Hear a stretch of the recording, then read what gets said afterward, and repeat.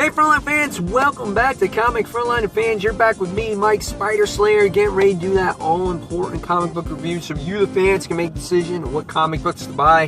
Today, guys, we're doing the review in the car, and we're talking about The Amazing Spider-Man, issue number 16, and this is titled Before Dead No More. So this book is supposed to get you all super pumped for the clone conspiracy and everything else.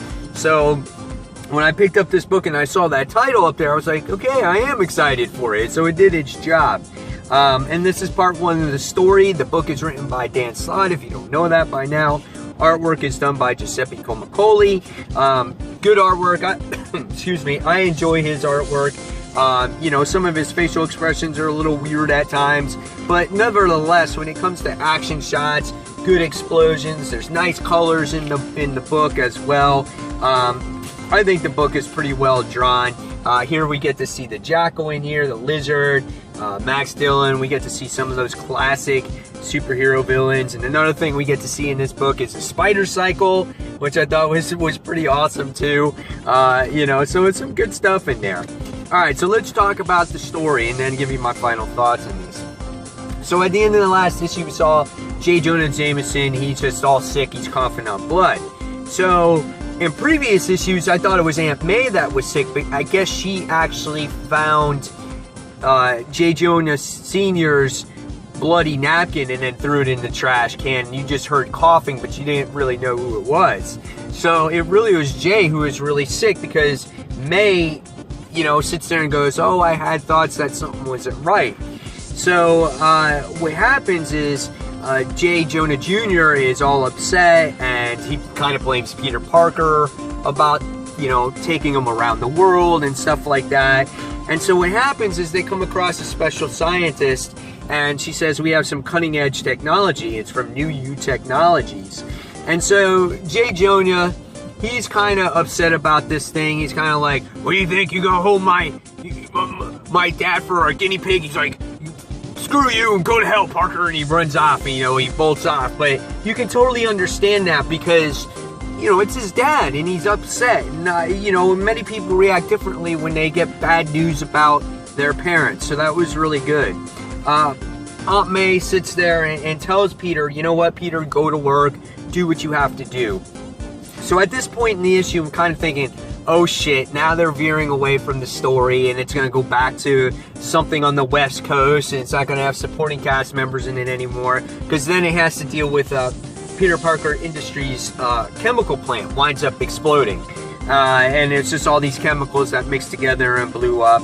And while that's going on, Peter's on this jet on his way to this particular meeting, and he finds out this New U data. And he is willing to use this technology to help J. Jonah Sr. And so when he does the research on it, you find out that they take DNA from people and they wind up making organs. And Anna Marie is talking to him, and he's sitting there, she's going, you know what, this is like cloning, Peter. This is, you know, and he's like, but this is cutting edge. He's like, I can be Spider-Man, but yet my company can save millions by doing these organ transplants and things like that.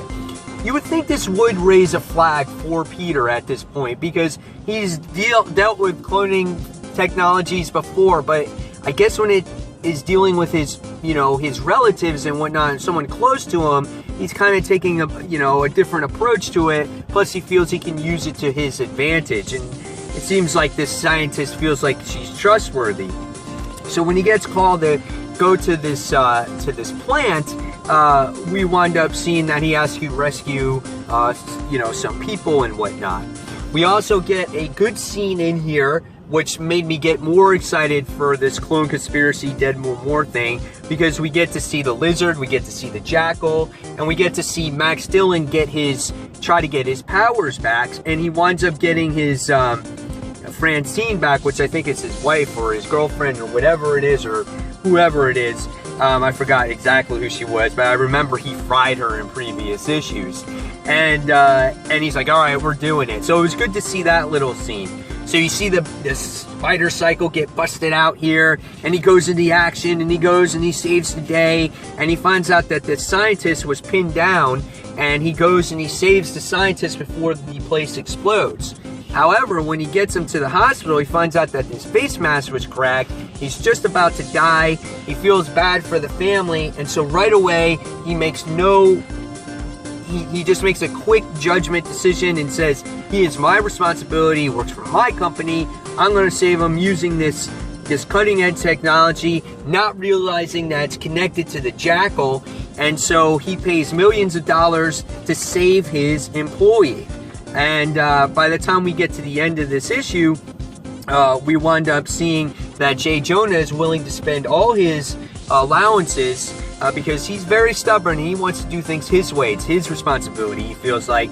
And he winds up finding out that there's much more to the technology than just saving his father, but winds up bringing back his wife, Marla, who was killed in the story arc when they had to deal with the Spider-Slayer. And the Spider-Slayer killed his wife. So then that was the cliffhanger. So what did I think about this book? You know what? I thought this was really well written. I thought this was nice. It had a nice balance of story. It all connected really well. You know, I just thought it was kind of crazy how Peter did rush to judgment about this technology, but he did do his research and he felt that it was legit. And so, you know, and he feels like it's his responsibility to, you know, save every soul because that's Peter Parker, and he feels like that every life is his responsibility. So it was very much in character there. It was great to see the Jackal and getting to see all these different characters pop up now, and they're all being held ransom because they're having these people being brought back to life. So I can understand that. It will be interesting to see really how this technology really does work as the issues go along, but I can definitely sense a lot of cloning going on in this series for future issues or when the main story goes along, you know, because obviously you're getting Gwen Stacy back and everything else. But this was an interesting issue, and it does get me excited for the event. One of my most favorite issues so far to date, that doesn't have to deal with like a side story or just a one and done book or something like that. This has some promise to it. So in the end, I gotta give this one probably a 4.5 out of 5 stars, maybe 4 3/4. Really well written. I just can't wait for more. So guys, leave me in the comments below what you thought of this amazing Spider-Man issue number 16. And fans, as always, thank you for watching Comic Frontline, and until the next comic book review, this is Mike SPIDER-SLAYER signing off. Thanks for watching, guys. Take care. Bye.